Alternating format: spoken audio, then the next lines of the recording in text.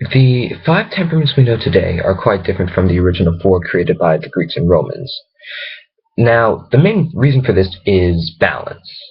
The original four were viewed to reflect the principle of duality. Each temperament played off of another in a way that made it really this other personality type's opposite in some way, shape, or form.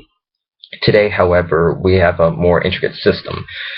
It's called the Fundamental Interpersonal Relations Orientation, or FIRO. It was created by the psychologist William Schutz in 1958. He called it FIRO B. It's unknown whether he inserted the B to stand for behavior or to imply that this was his second attempt. But in any case, regardless, it categorizes people's temperaments based on three factors: inclusion, control, and affection.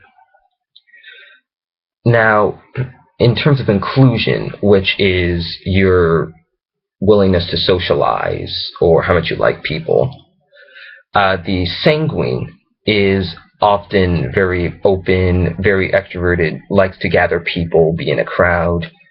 On the other end of the scale, the melancholy is very introverted and only likes being with those closest to it. The choleric is willing to socialize, but only with those worthy of socializing with. And the original phlegmatic was supposed to be willing to socialize, but had to be invited into groups, originally being the introverted, relationship-oriented temperament.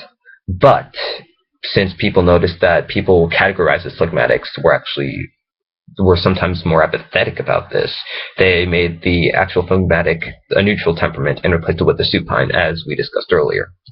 So this is more the supine's take on things, having to be invited into social events, and the phlegmatic is more neutral, allowing for moderate social interaction.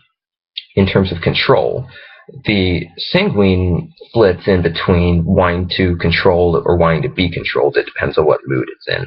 The melancholy, it usually does not want to control or be controlled. As such, it's possible that it will rebel under an absolute authority. The choleric, its driving need is control, so of course it wants to influence others. And the supine, on the opposite end of the spectrum, is subservient and wants to be controlled. The phlegmatic believes that everyone should have some degree of control. In terms of affection or emotional openness, the sanguine is usually emotionally very close. The melancholy is emotionally very distant.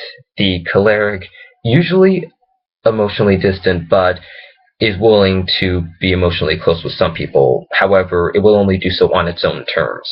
The supine wants to be emotionally close, but is not always able to do this because it has to wait for others to establish this connection.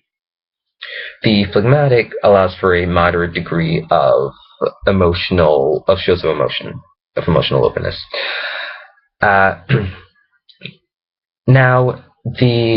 So you can be a combination of really up to three temperaments.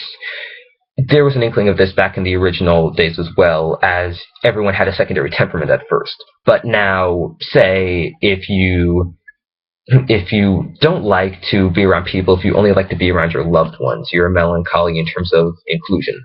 However, if you're very domineering over these people, then you're a choleric in terms of control. If you show a moderate amount of emotion around them, then you're a phlegmatic in terms of affection. Now, because of this ability to have a large mix of temperaments, not every trait, you won't show every trait that we've discussed in terms of these temperaments. These are really extreme when someone does have every component of this temperament. This is really the polar version of it.